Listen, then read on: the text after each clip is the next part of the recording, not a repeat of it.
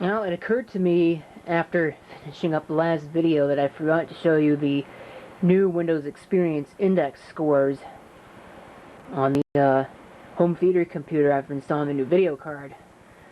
And I didn't think that this was going to be the case, but apparently the new video card is actually worse than the onboard video, at least in terms of the graphics scores. So it's probably going to end up happening is I'm going to see if I can find another video card at work, and I probably can. I know that there's a stack of them.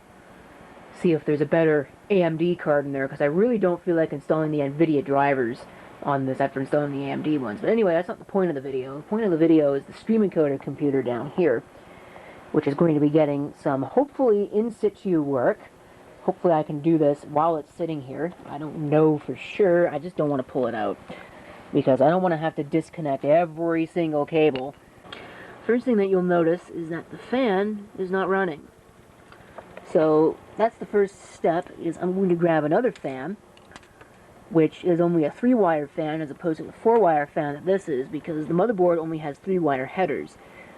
So I'm going to make sure that that's not screwing something up. It shouldn't be. You should be able to just do that, and it just won't use the PWM control, which is what the 4th wire provides.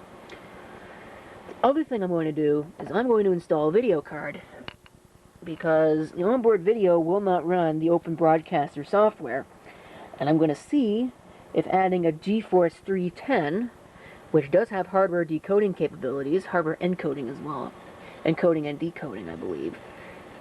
I'm going to see if that'll make it work. I don't know. It might not be, still might not be good enough, but you don't know until you try. So I'm going to give that a shot, and we'll see what happens. But first things first, I'm going to try a different fan. So I'm going to actually power that down. So it should go ahead and shut down, and then I can change the fan. Well, as you can see, this fan is working. So I guess it is something to do with the PWM fan. It's causing it not to work. So I'm going to go ahead and pull the old fan out, put the new fan in, and then I'm going to put the video card in. And then this project should be wrapped up. So hopefully this is going to be an easy fix. Easy little video. Well, as it turns out, one of the nuts for the VGA port is missing. So I'll have to locate one of those. But it's working. So now I have to log in and download and install the driver. These are the Windows Experience Index scores from the onboard video, just for posterity's sake. So get rid of that. Instead of downloading the update from NVIDIA and then downloading the update from Microsoft again, I'm going to just download it from Microsoft, see if that works, and then if it does, I don't have to bother with anything else. So we'll do it that way, and I'm hoping that once the driver loads, the fan is going to stop running full tilt. You listen to that. And that small, tiny fan down there is not going to last very long if it keeps running at that speed. So usually they slow down when the driver loads, but I gotta wait for this to happen now.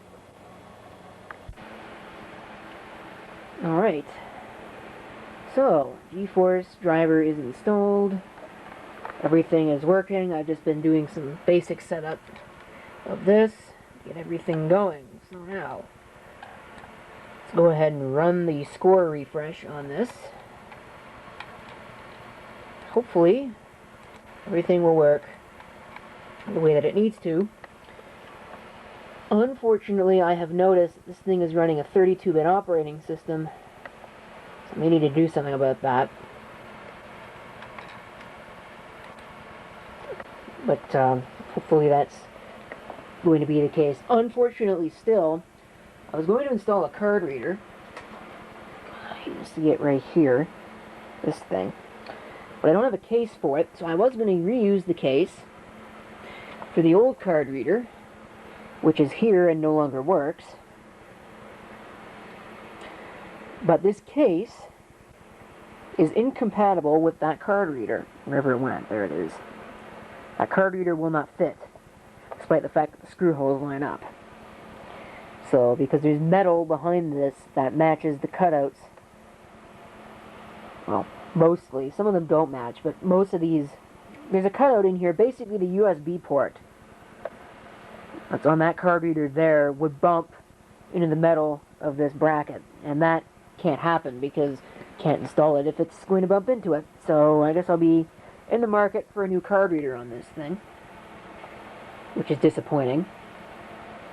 So really kind of hoping to be able to get away without doing that. So I'll let that run and then we'll come back and see what the updated scores are. Once again, if I didn't show it before, I think I did, but if I didn't, just in case I didn't, there are the old scores right there. There it is, all reinstalled, ready for service. Here are the new Windows Experience Index scores. Look at that. That's quite the improvement, huh? Yeah. So that'll be nice. But anyway, that's it for the video. I don't have anything else to share. So thank you for watching. If you have any comments, feel free to leave them down below. And this is CP666 signing off. And I hope to see you next time. Till then.